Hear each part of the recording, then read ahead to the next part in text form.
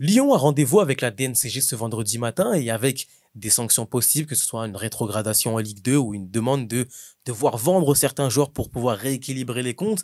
Quelle solution va pouvoir trouver John Textor pour permettre à l'Olympique Lyonnais de ne pas se faire trop taper dans les doigts par le gendarme du football français, le gendarme financier? On a pensé à 4 joueurs qui seraient susceptibles de partir pour pouvoir apporter des fonds financiers et permettre à la DNCG de laisser tranquille l'Olympique Lyonnais sur cette saison qui est un petit peu en dents de scie, mais qui revient un petit peu bien, notamment en Europa League où c'est assez intéressant, où Lyon est quand même, pour l'instant, en course pour se qualifier en Ligue des Champions.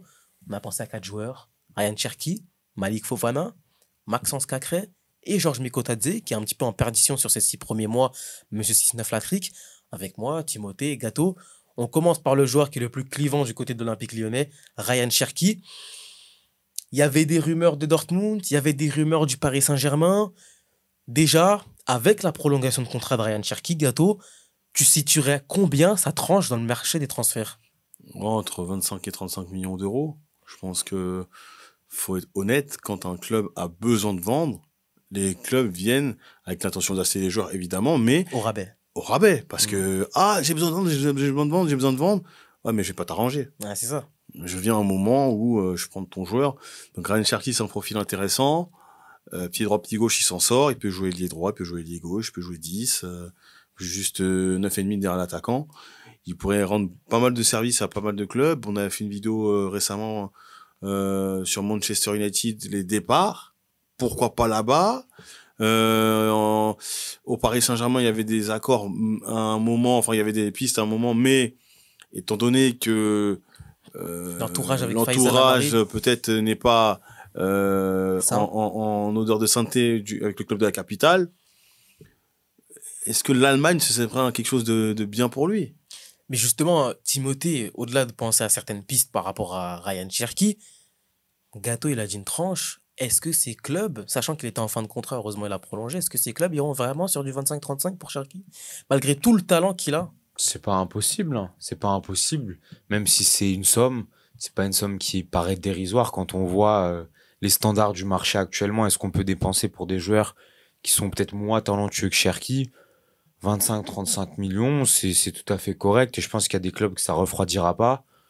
Dortmund, on parlait plutôt de 15 millions, il me semble, cet été. Mais Mais Nouri Sahin n'en voulait pas. Nouri Sahin n'en voulait pas. Mais pour 10-15 millions de plus, je pense que certains clubs seront prêts à mettre la main au portefeuille. C'est un joueur qui, même s'il est très inconstant, est quand même très talentueux. Il Encore reste jeune. assez jeune. Donc c'est un produit, c'est un diamant que tu peux polir.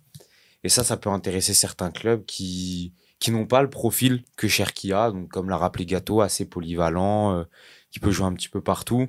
Et qui quand même peut éclairer la pelouse de son génie. On va mettre les pieds dans le plat, Gato. Est-ce que déjà, en dehors du Paris Saint-Germain, on peut voir un Ryan Cherki rester dans le championnat de France? Ou selon toi, il doit vraiment quitter ce contexte francophone?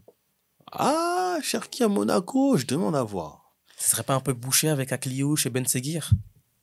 Si, mais la concurrence fait que, écoute, t'as un gars qui s'appelle Golovin qui... Tout en blessé.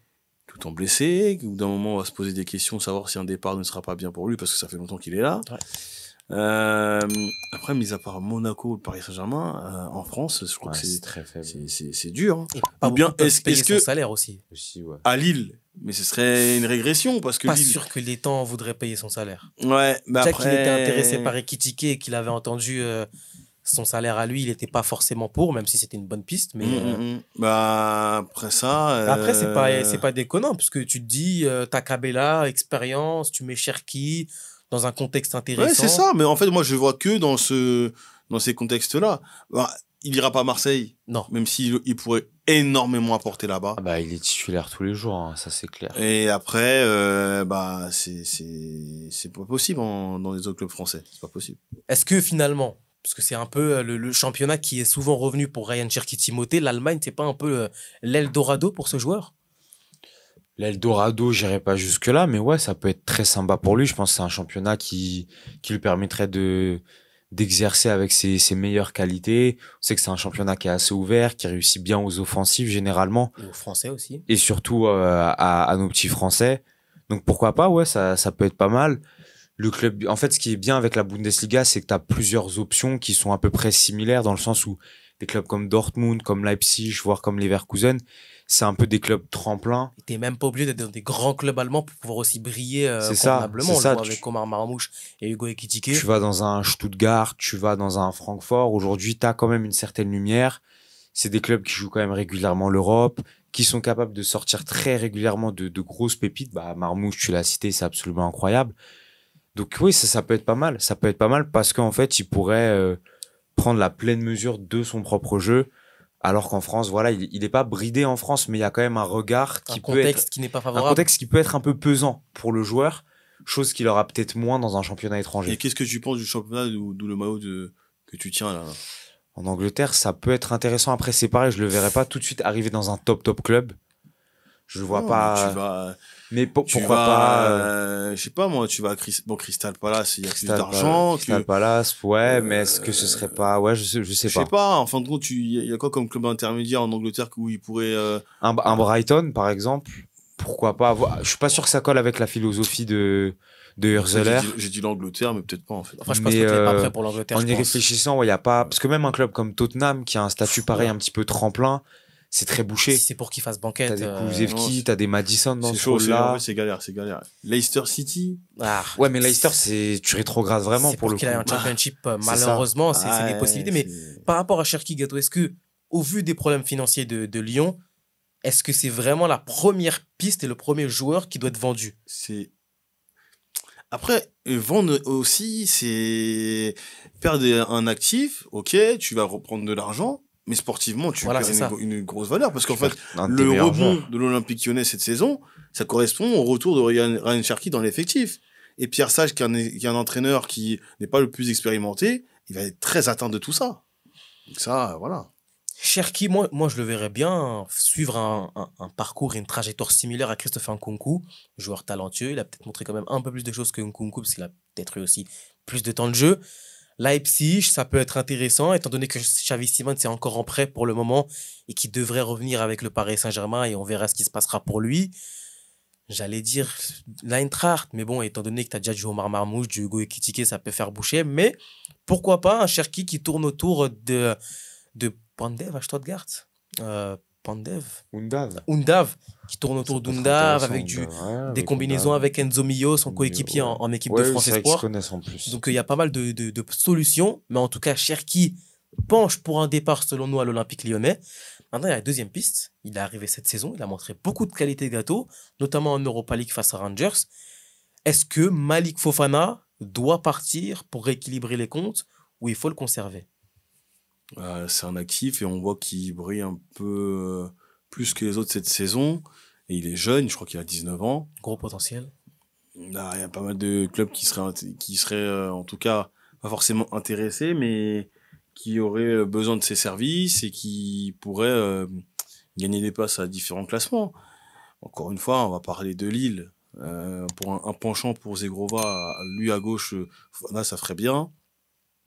Le PSG en concurrence avec Barcola, mais il y a déjà Désiré Doué comme tu l'as évoqué quand on discutait, mais je vois pas au Paris Saint-Germain, trop jeune, il y a beaucoup de jeunes déjà, donc on cherche de l'expérience et puis on cherche aussi quelqu'un qui finit. Voilà, c'est pas un finisseur pour le moment. Pour l'instant, ouais. Après, il arrive à Lyon, est-ce qu'il a déjà le statut, est-ce qu'il est rétrogradé, mais pour aller où? À Nice. Il y a déjà Jérémy Boga. Ouais, mais au bout d'un moment, il faut trouver des solutions. Si tu t'es obligé de vendre, il va falloir vendre au plus offrant et ce sera aussi des choix de carrière. Les agents vont devoir être très intelligents là-dessus. Je vois pas où est-ce qu'il pourrait aller. Faut le vendre, mais où, je ne sais pas.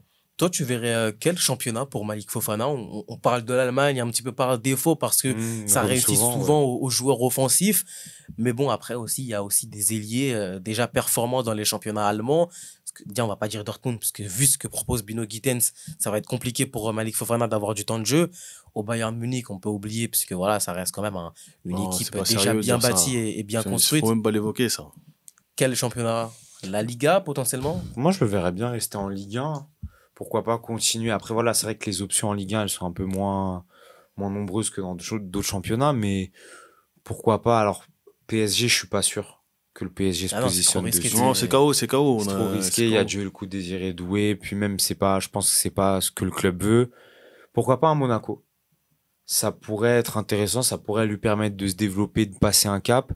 Mais à l'étranger, je vois pas trop d'autres options. Mhm. Ça arrive à certaines petites pépites de Ligue 1 d'aller par exemple en Première Ligue, dans des clubs un petit peu moindres, Mais qui c'est sont compliqué de s'imposer. qui sont un peu en bas de tableau ou en milieu de tableau. Mais ouais, Ah, on a eu les exemples il y a quelques années de Thauvin ou c'est ça. de Rémi Cabella. Hein, ils Mais sont vite revenus. Ça, c'est pas mal- c'est une ça, c'est mal adaptation terminé, tout ouais. autre, surtout que là, il est quand même très jeune.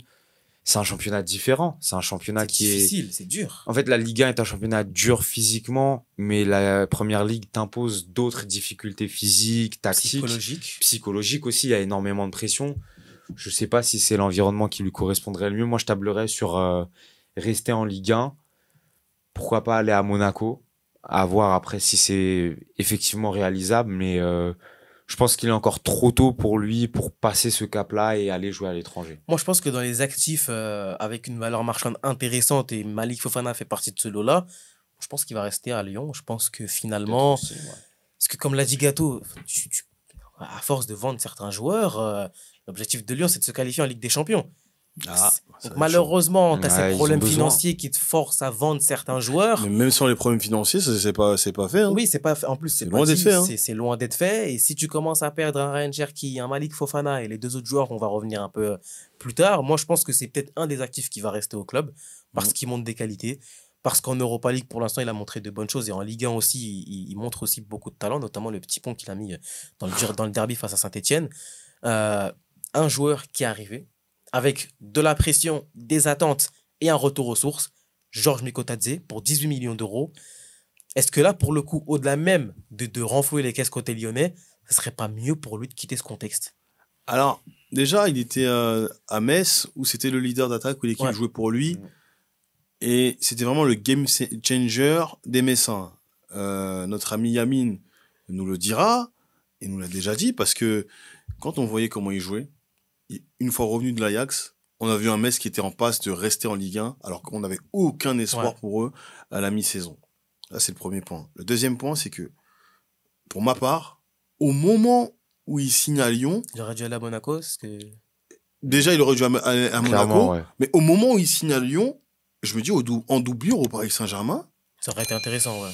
ça aurait pas Pourquoi été pas, fou. ouais. C'est un petit jeune qui apprend et qui vient, tu viens de Metz, c'est beaucoup plus lent que le PSG. Il est polyvalent aussi. Il est polyvalent et je me dis, ça aurait pas été fou. Et au vu de nos galères aujourd'hui, évidemment, je prends pas au PSG aujourd'hui, ça c'est Bah, fini. vu laquelle dans les... C'est fini. Mais, bah, maintenant, Monaco n'a plus besoin Ah, ils de en ont lui. pas besoin. Non, mais Tu vois, Mbolo, tout ça, donc ça va être chaud. Qu'est-ce qu'il fait? Est-ce qu'il retourne en Ligue 2? Non. Bah, ils n'auront pas les moyens financiers non, pour l'acheter. Est-ce qu'ils non, tournent en attends, Ligue 2? attends, ça L'Ajax part a tenté statut. de le faire, donc c'est mort. L'Ajax, c'était encore pire, parce que c'était le directeur sportif qui l'a fait venir, sachant que le coach n'en voulait pas. Et derrière, il s'est fait virer et il n'était plus du tout... Donc ça, en c'est mode- une chose. Où est-ce qu'il va? Il va faire quoi? Il va aller jouer à la JOCR, l'association de la jeunesse auxerroise. Non, mais tu rigoles, mais c'est des clubs comme C'est ça pas qui impossible, peut... hein, mais bon. Tu vois, tu essaies de combiner avec Après, la Mitsina Yoko et avec des Gaëtan Perrin. Tu essaies de combiner. En fait, nous, on trouve des solutions pour le joueur. Le joueur, faut qu'il puisse jouer. Il est international géorgien. Sa place n'est pas menacée, mais il faut au même qu'il joue au foot. bien Et sûr, faut les que ça jeunes t'entraîne, joueurs, pour mais- qu'ils puissent progresser, faut qu'ils jouent. Parce que là, à Lyon, il joue pas. T'as la Casette qui est plus fort que lui alors qu'il est sur la fin de sa carrière. et quand il joue, il n'est pas bon. Quand il joue, C'est il est pas surtout bon. ça, en fait. Timothée, est-ce que c'est pas un peu ce transfert-là, même s'il y avait beaucoup d'espoir et d'attente par rapport à un joueur, est-ce que c'est pas un petit peu comme Iliman Ndiaye? C'est-à-dire on en fait beaucoup dans la communication par rapport à un joueur qui vient de Lyon, qui revient aux sources, et finalement ça marche pas, et au-delà même de l'aspect financier, est-ce qu'il doit partir tout simplement au bout de 6 mois? En vrai, je pense que comme tu l'as dit en introduction du propos sur Mikotadze, c'est surtout dans son intérêt, en fait. Dans le sens où, là, on voit que ça marche pas. On voit que la mayonnaise, elle prend clairement pas. Et ce serait dommage, en fait, qu'il arrive pas à surfer sur la vague de la saison dernière parce qu'on a vu des qualités. On a vu de belles choses de sa part. Surfer sur l'euro aussi. Que ça soit, c'est ça, en fait, que ce soit avec Metz ou quand il est revenu, comme l'a dit Gato, on a vu clairement un changement, non seulement dans l'aspect offensif, mais même dans l'aspect collectif global des Messins. Et à l'Euro, bon bah voilà, on va pas revenir dessus, c'est un des tubes de l'été, très clairement, cette équipe géorgienne. Donc, on se dit, voilà, en fait, ce serait bien qu'il y ait une suite à ça et qu'on s'arrête pas là. Surtout, voilà, c'est un joueur qui a encore de très belles saisons devant lui. Et la question, c'est est-ce qu'à Lyon, ça peut marcher? A priori, même si voilà, on sait jamais, ça peut aller très vite dans le football, mais a priori, là, au bout de 3-4 mois de saison, on comprend que non. Ou bien qu'il Ça aille à marchera. Lens. Ah, Lens, eux aussi, ils ont besoin de vendre. Ah, bah là, ça va être chaud. Ah, le président il Ouais, avait là, dit qu'on ça va être doit. compliqué. Ou à Reims. Je sais pas, moi, en fait, j'essaie de trouver des solutions. C'est un joueur Mais qui oui, il faudrait qu'il reste est en dans Ligue un 1, club par qui est contre. trop haut pour lui. Là, on va pas se Pour mentir. l'instant, ouais. Le Pour l'instant. contexte ne lui sied pas. Il faut, je sais pas, moi, tu le mets à Reims avec Ito, avec, Darami et tout. voilà, on va essayer de s'en sortir. Je pense qu'aujourd'hui, il y a pas mal de joueurs qu'il va falloir vendre parce que Lyon a besoin d'argent. Comme Maxence Cacré, par exemple, il faut vendre aussi ce joueur-là qui, en première ligue notamment, je pense que tu peux en tirer une certaine somme d'argent pour l'Olympique lyonnais. Maintenant, supporters lyonnais, supportrices lyonnaises, que pensez-vous de la situation de votre club? Est-ce que, selon vous, il faudra vendre d'autres joueurs comme Moussa Niakhaté qui sont arrivés cet été pour une somme d'argent assez élevée ou il va falloir conserver certains joueurs pour ne pas non plus être dans une situation sportive complètement délétère alors que pour l'instant, c'est assez intéressant. Partagez, commentez, likez. D'ici là, à la prochaine. Abonnez-vous.